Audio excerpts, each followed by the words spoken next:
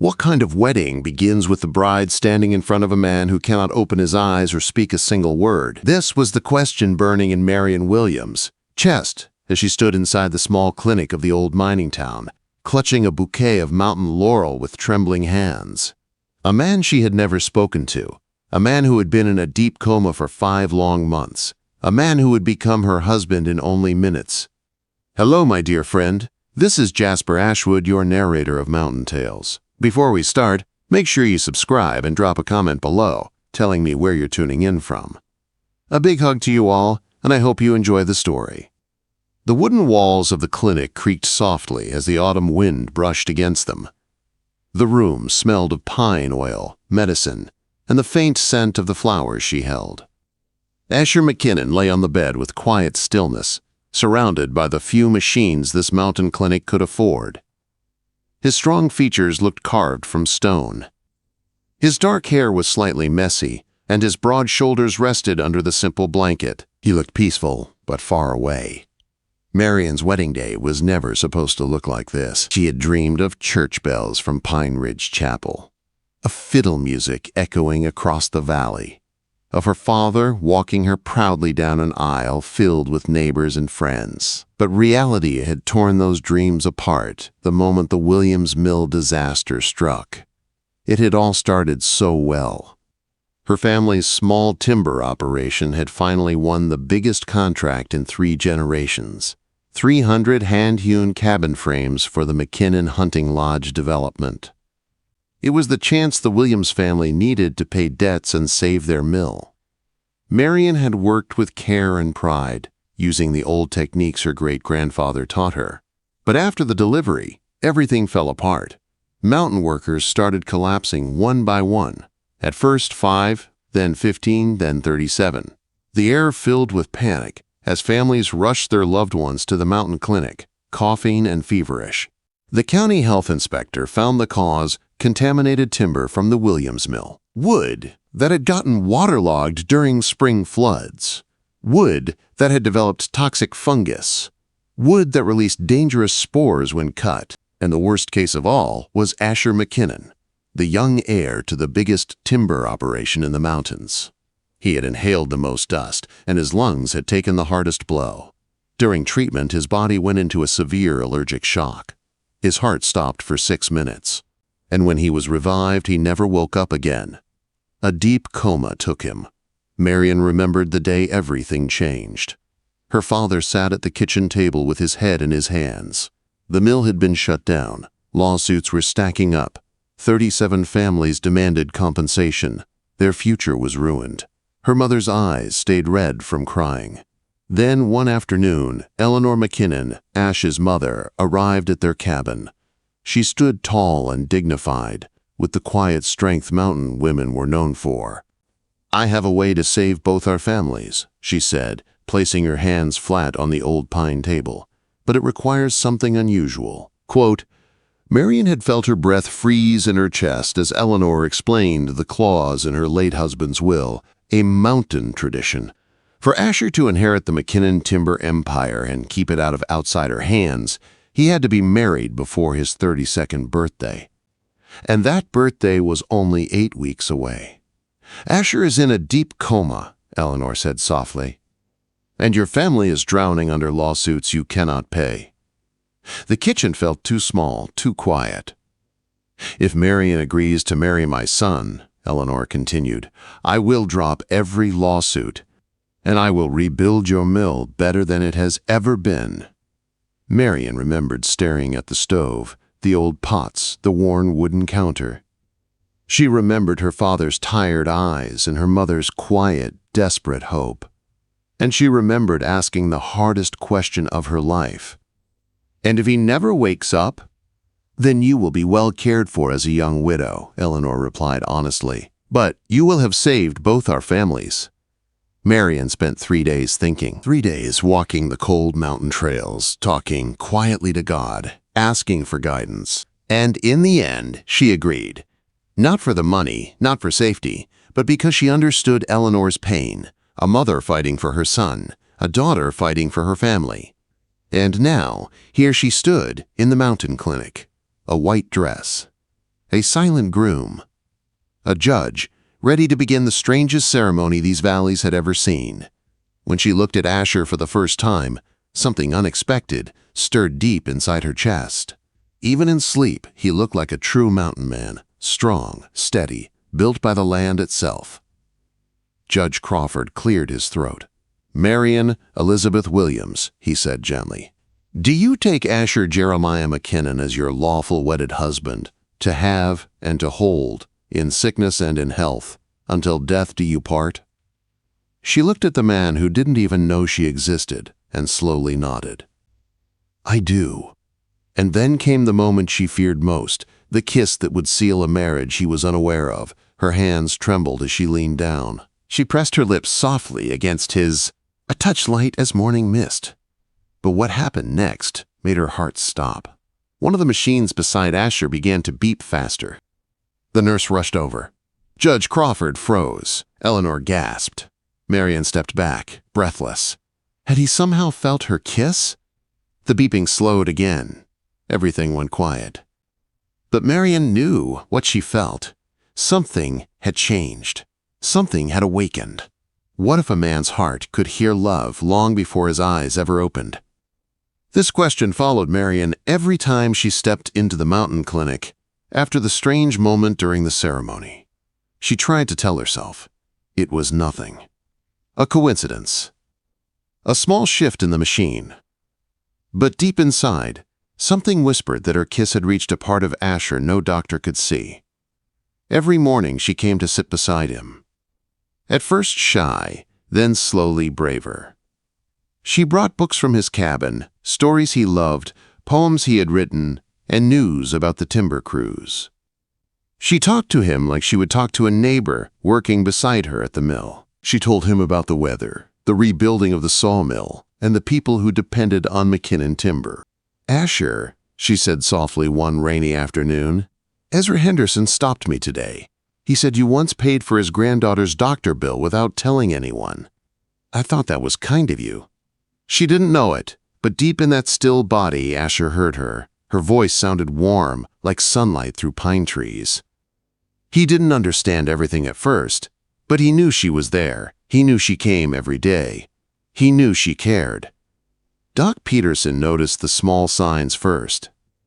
"His heart rate settles when you talk," the old doctor said one morning. "Sometimes folks in deep sleep can still hear familiar voices.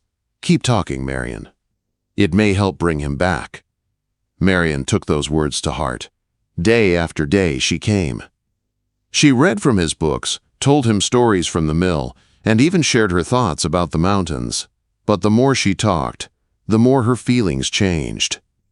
What began as duty turned into something else. Something deeper.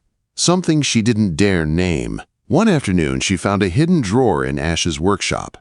Inside were pages of careful handwriting, poems, sketches, dreams written out in his strong script. She brought them to his bedside.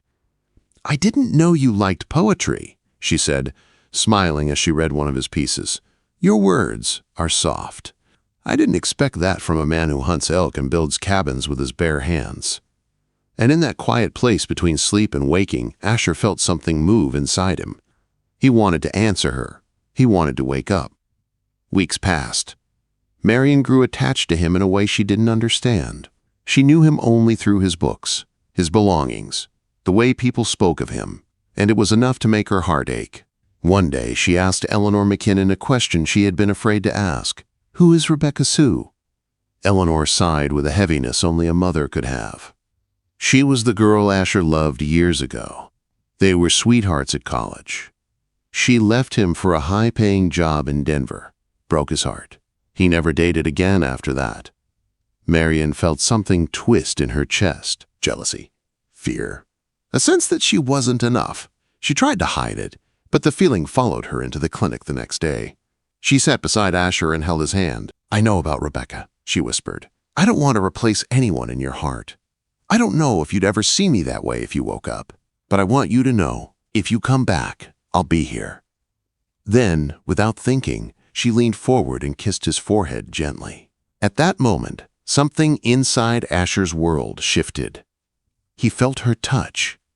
He felt her warmth. He felt her words.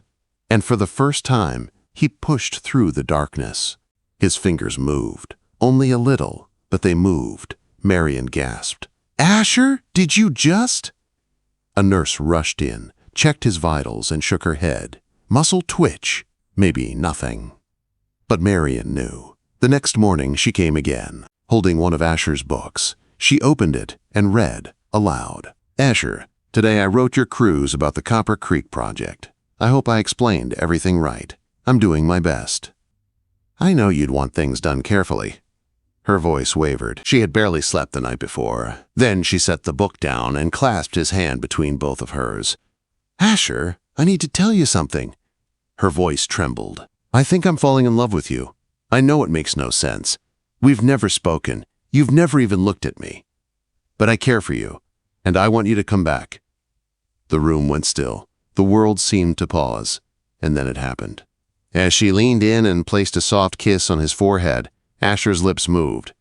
Just a tiny, trembling motion, but real. Then his eyelids fluttered. Marian froze, unable to breathe. "Asher?" she whispered. Slowly, painfully, his brown eyes opened, like a man fighting through a heavy storm to reach shore. He blinked, trying to focus. His lips parted. "Marian," he said in a rough, broken whisper. The first word he spoke after 5 months was her name. Tears spilled down her cheeks as she pressed the call button. Nurses and Doc Peterson rushed in. They were shocked, cheering softly as they checked him. But Asher only looked for her. "Where is my wife?" he asked weakly. Marian stepped forward with trembling hands. "I'm here, Asher." And when she took his hand, he held hers back with surprising strength. He was awake. He remembered her. He had come back for her. What if waking up is the easy part, and learning to fight for love is the real battle? This question became the truth of Asher McKinnon's life. The moment he opened his eyes and saw Marian standing there, trembling with tears and hope. The days that followed felt like a miracle, but miracles in the mountains come with hard work attached. 5 months in a coma had weakened Asher's body. His voice was rough, his steps unsteady, and even simple movements left him exhausted. But Marian stayed at his side every day, steady as a sunrise. "I used to hike 15 miles before breakfast," he muttered one morning, frustrated after failing to stand without help. "Then you'll hike them again," Marian said, kneeling beside him with quiet determination. "But today, we celebrate 2 steps. Tomorrow, we try 3. They worked together day after day. Eleanor watched them with teary eyes. Asher wasn't just healing. He was falling deeper in love with the woman who had kept him tethered to life. He learned her laugh, her soft humor, her way of organizing his papers with the tidy precision of a mountain-born woman who grew up handling mill ledgers. He learned the warmth in her voice when she read to him. He learned the truth of her heart every time she touched his hand. But love has a way of being tested, especially in the mountains. 3 months after he woke, just when their life together felt strong and steady, a shadow from Asher's past appeared on their doorstep. Rebecca Sue, the woman who had once broken his heart, the girl he thought he would marry before she chose city life instead. She arrived, dressed sharp as Denver fashion, eyes filled with memories she had no right to claim anymore. "Asher," she breathed, throwing her arms around him before he could even respond. "I came as soon as I heard." Marian stood frozen in the kitchen doorway, holding a dish towel in both hands. She knew who Rebecca was without needing any introduction. The air grew tight. The mountains fell silent. Rebecca spoke with the confidence of someone who believed the past could simply walk back into place. "I made a mistake leaving," she said softly. "I still care about you. I hoped we could talk alone." Marian stepped aside, her heart folding like paper. She spent the next hour in the kitchen, forcing her hands to stay busy while she listened to muffled voices from their living room. When Asher finally returned, he looked troubled. "It's complicated," he said softly. Those 2 words shattered her. Complicated. Not impossible. Not finished. Complicated. That night, after Rebecca left, Marian lay awake, listening to the wind howl outside their cabin. Fear gnawed at her heart. How could she compete with 4 years of memories? With old promises?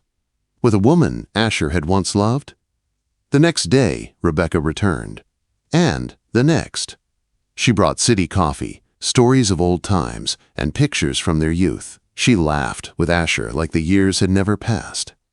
Marian watched from the edges of the room, feeling smaller each day. Then came the conversation that broke her heart completely. "Did you marry for love, Asher?"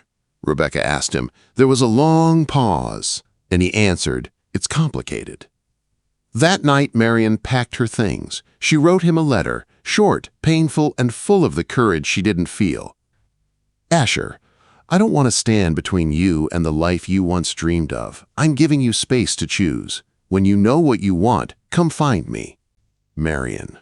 She left with tears streaming down her face. When Asher found the empty closet and the letter on their kitchen table, something inside him cracked wide open.